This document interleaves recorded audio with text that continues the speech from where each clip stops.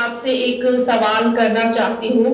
जैसे कि महिला जगत वो चाहे घर का परिवेश हो या बाहर समाज का माहौल हो, उसके उसको बदलने में बहुत बड़ा रोल अदा करती हैं। ये हमारे गुरुजन, हमारा संत समाज भी जानता है। लेकिन अगर हमारा समाज महिलाओं पर ही ध्यान नहीं देगा तो फिर जो बहुत सारी महिलाएं जिनकी हम जो समाज में बहुत अच्छा रोल अदा कर सकती हैं, वो आगे नहीं आएंगी। तो जैसा मैंने बहुत सारे विदेशों में भी अलग अलग देशों में मैंने बात करी उन महिलाओं से जो किसी न किसी कारणवश जो है हिंदू धर्म से हट गई, तो मोस्टली ज्यादातर उनका एक ही वो बता रही थी कारण कि हमें जब मुश्किल आई तो हमारे समाज ने हमें नहीं पूछा। हम विदेशों में हैं तो हमें यहाँ की जो सोशल एक्टिविटीज में जो लेडीज है या यहाँ की सोसाइटीज है, उन्होंने जो सहारा दिया, तो उस कारण हमें कईयों ने बोला कि हम मजबूर हो गए, कईयों ने बोला कि हम खुशी से गए, मतलब अपना अपना सबने कारण बताया। तो मुझे ये सुनकर दुख होता है बहुत कि ये सच्चाई है हमारे समाज में। मैं अपनी आंखों से देख रही हूँ, यहाँ भी जर्मनी में हमारे एक दो हिंदू संगठन भी है, और मैं हालांकि उनसे खुल के भी बात कर चुकी हूँ, उनके साथ बहस भी कर चुकी हूँ, उन पे दबाव भी डाल चुकी हूँ कि महिलाओं की तरफ ध्यान दीजिए, मेरा साथ दीजिए, पर उनमें से किसी ने भी मेरा साथ नहीं दिया। मैं अकेली ही यहाँ की महिलाओं, चाहे वो साउथ की है, नॉर्थ की, ईस्ट की, वेस्ट की, सब मेरे साथ बात करती हैं, फोन करती हैं, और सबकी यही शिकायत है कि हमारी ऑर्गेनाइजेशंस, उनकी जो कल्चरल ऑर्गेनाइजेशंस है, चाहे साउथ की है, नॉर्थ की, वो हमारे जो पर्सनल बहुत सारी चीजें जो हम शेयर करना चाहते हैं वो नहीं सुनते हैं। हम किससे बात करें हमें पता नहीं है, फिर हमें मजबूर होके इनकी जो क्रिश्चियंस ऑर्गेनाइजेशंस है यहाँ जाना पड़ता है अपनी बहुत सारी जो ऐसी दिक्कतें हैं जो शेयर करने के लिए। तो ये एक बहुत बड़ी समस्या है। हमारे मंदिरों की भी इवन ऑर्गेनाइजेशंस है, इनमें ध्यान नहीं दे रही है। ये एक सीरियस मुद्दा है, और क्योंकि हम अगर अपने समाज को एक बांधे रखना चाहते हैं या उसी में जो हम चाहते हैं, जैसे हम डिस्कशन करते हैं यहाँ पे, तो उसके लिए हमें पहले अपनी महिलाओं को जो है संभालना होगा, खासकर जो विदेशों में कारण ये है कि यहाँ तो ना उनके माँ बाप, ना उनकी बहनें भाई, और यहाँ उनको एक परिवार की तरह जो सहारा दे, ऐसी ऑर्गेनाइजेशंस की कमी है। और अगर एक दो लोग या मेरे जैसे या कोई और थोड़े बहुत करना भी चाहते हैं तो उनका साथ नहीं दिया जाता है। तो ये चिंता की बात है। यही मेरा सवाल है कि आप इसको क्या, मतलब कैसे आप नारायण, उपाय क्या आप बताएंगे? पहली बात यह है, हीरे जवाहरात ये सब सब्जी जहाँ पर बेची जाती है वहाँ नहीं रखे जाते, तिजोरी में रखे जाते हैं। ये हीरे जवाहरात का अपमान है या सम्मान? मैंने एक संकेत किया। सब्जी जहाँ बेची जाती है, भिंडी, अदरक, पालक इत्यादि, बथुए इत्यादि सब्जियां जहाँ बिकती हैं, बैगन, वहाँ हीरे जवाहरात नहीं रखे जाते। हीरे जवाहरात का अपमान है क्या? मैंने एक संकेत किया। वंश परंपरा मातृशक्ति पर निर्भर है, मनोविज्ञान। पिता का प्रभाव संतान पर पड़े या न पड़े, माता का प्रभाव पड़े बिना नहीं रहता, क्योंकि माँ 9-10 महीने तक गर्भ को अपने पेट में समाहित रखती है। मैंने संकेत किया, पिता का प्रभाव पड़े या न पड़े, माता का प्रभाव पड़े बिना नहीं रहता। ये मनोवैज्ञानिक तथ्य है। उदाहरण देता हूँ।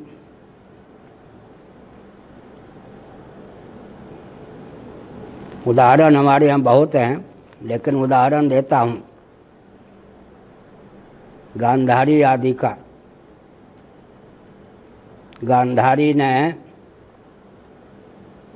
सुना कि कुंती के वन में लाला हो गए, हमारे गर्भ पेट में ही पड़े हुए हैं। चिढ़ करके उसने गर्भ को पीटा हाथों से, पेट को। उसके फलस्वरूप अपक्व दशा में पिंड गिर पड़े। अच्छा, भगवान वेदव्यास को देखकर दुर्योधन आदि की जो माता होने वाली थी उन्होंने आँख मीच ली। उसके फलस्वरूप ये जो धृतराष्ट्र की जो माता होने वाली थी उसने आँख मीच ली।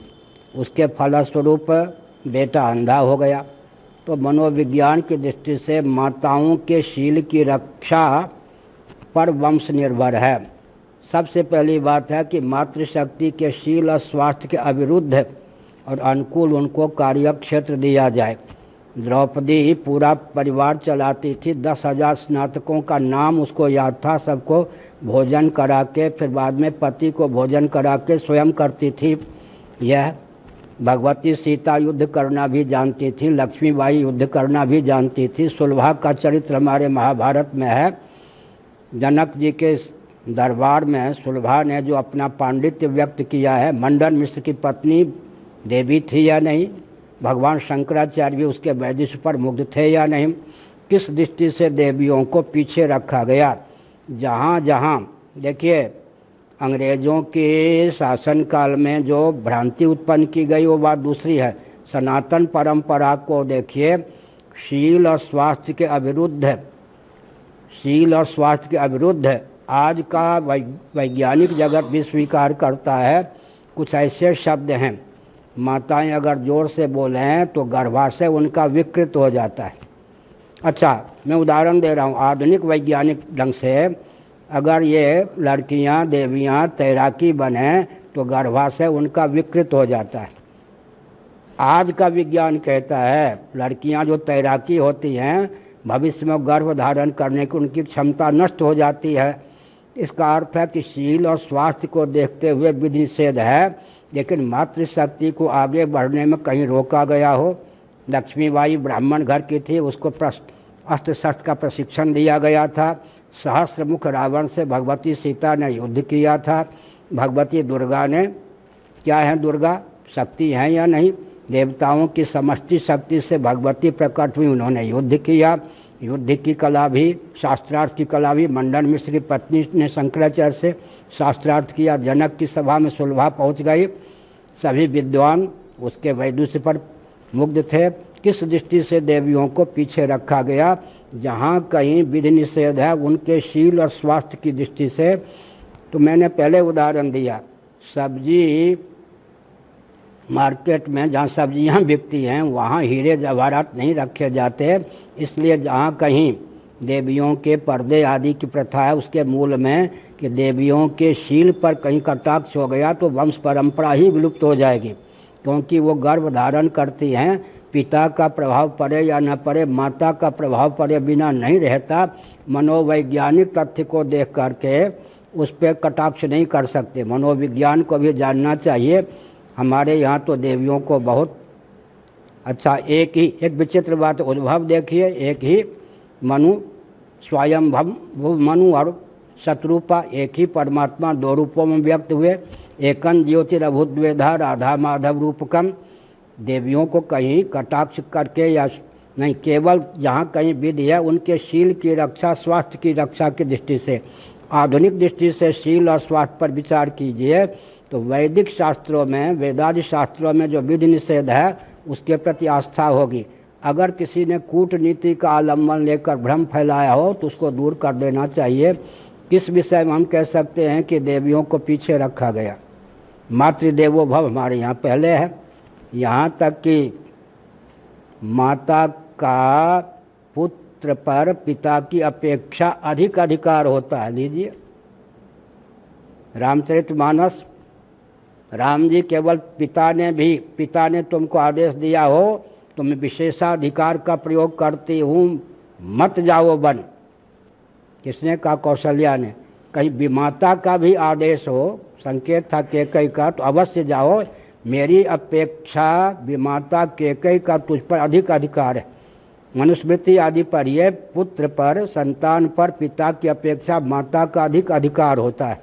इस दृष्टि से हमने कहा कहीं भी तिरस्कृत नहीं किया गया। और जहाँ कहीं बात खटकती है या तो भ्रम पैदा की गई है अथवा मनोविज्ञान का ठीक से बोध न होने के कारण माताओं के शील की रक्षा, स्वास्थ्य की रक्षा की दृष्टि से जो निषेध है उसके प्रति अनास्था उत्पन्न करने से क्या होगा, उनके शील का अपहरण होगा। माताओं का शील अगर अपहरित हो गया, मैं संकेत कर दूं, बुरा मानने की आवश्यकता नहीं, आजकल पुरुष तो अपने शील की रक्षा चौपाटी पर कर नहीं पाते, दफ्तर आदि में। मातृशक्ति अपने शील की रक्षा कर पाएगी, बहुत कठिन स्थिति है। जो वातावरण चला है उसके दृष्टि से मातृशक्ति अपने शील की रक्षा कर सकेगी, बहुत कठिन है। शील की रक्षा के लिए जो निषेध आज्ञा है उसके प्रति अनास्था करने पर तो वंश ही नहीं चलेगा। फिर से सुनिए, पिता का प्रभाव संतान पे पड़े या न पड़े, माता का प्रभाव पड़े बिना नहीं रहता, क्योंकि 9-10 महीने वो गर्भ धारण करती हैं।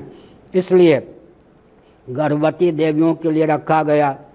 पहले किसका दर्शन करे, क्या सुने क्या न सुने। मैं एक संकेत करता हूँ, गुरुत्व युक्त कोई चुंबक हो, जंग आदि कालू से दोषों से विनिर्मुक्त लोहा को चुंबक का सानिध्य सुलभ हो जाए तो चुंबक की ओर लोहा द्रुत गति से आकृष्ट होता है। इसी प्रकार जो देवियाँ होती हैं उनमें जन्म देने की क्षमता होती है और जीवों में जन्म लेने की क्षमता होती है। जिस कोटि के जीव को आकृष्ट करके लाला या लाली बनाने की क्षमता देवियों में होती है, उस कोटि के जीव को आकृष्ट करके वो लाला और लाली बना सकती हैं। साक्षात भगवान को भी जन्म देने का सौभाग्य सनातन धर्म की देवियों को प्राप्त है। पिता के गर्भ से तो माता के गर्भ में ही आते हैं ना। सुनिए, साक्षात जगदीश्वर को भी जन्म देने का सौभाग्य सनातन धर्मियों की देवियों को प्राप्त है। इससे बड़ा सौभाग्य क्या होगा। प्रबुद्ध योगा भ्रष्टों को, कारक कोटि के महापुरुषों को, सुखदेव जी जैसे सत्पुरुषों को जन्म देने की क्षमता मातृशक्ति में विद्यमान है। उनके शील की रक्षा के लिए जो नियम निर्धारित किया गया उसके प्रति कटाक्ष करने से तो शील का ही अपहरण हो गया तो कुछ नहीं होगा। किसी भी क्षेत्र में माताओं को पीछे रखा गया हो, युद्ध के क्षेत्र में हमने देखा ब्रह्मा इत्यादि पीछे रह गए, अंत में समष्टि तेज से देवी प्रकट हुई, उन्होंने जौहर दिखाया, लक्ष्मीबाई ने जौहर दिखाया, मंडन मिश्र की पत्नी ने शास्त्रार्थ में जौहर दिखाया। इसका मतलब क्या है, किसी भी क्षेत्र में देवियों को, रक्षा के क्षेत्र में, शिक्षा के क्षेत्र में, अर्थ का सारा स्रोत तो देवियों के ऊपर ही निर्भर है। सेवा का प्रकार, अच्छा अंत में अधिक न कह के सब प्रधानमंत्री ही हो जाएंगे, गृह मंत्री कोई नहीं रहेंगे तो क्या होगा जी। गृह मंत्रालय चाहिए या नहीं परिवार में। एक मनोवैज्ञानिक तथ्य है, माता भी चली गई नौकरी करने, पिता भी चले गए नौकरी करने, नौकरानी होना, नौकरी करना उत्कृष्ट है, घर की महारानी होना निंदा का पात्र है क्या। थोड़ा विचार कीजिए, बच्चे किस पर रहेंगे। पिता चले गए व्यापार आदि में, माता भी चली गई क्या है झोला लटका करके व्यापार कचहरी में। ये बेटे किसके ऊपर, बेटी किसके ऊपर, इनके ऊपर, नौकरानी और नौकर के ऊपर आजकल बाल बच्चों को सौंप देते हैं या नहीं। गृह मंत्रालय का जो पद था देवियों का, उसको अपमानित माने अपमान की दृष्टि से देखा गया। देखने वालों की कुदृष्टि हुई या नहीं, हीन दृष्टि हुई या नहीं।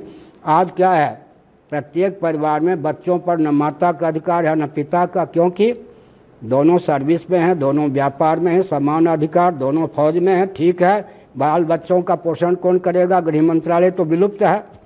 नौकर और नौकरानी के द्वारा जब बच्चे पाले जाते हैं तो उनमें मातृभक्ति कहाँ से होगी, पितृभक्ति कहाँ से होगी। ये भ्रम है या देवियों के उत्कर्ष के मार्ग में रोड़ा अटकाया गया। इस पर ध्यानपूर्वक विचार करना चाहिए। क्या ध्यानपूर्वक विचार कीजिए ना। गृह मंत्रालय आज है क्या।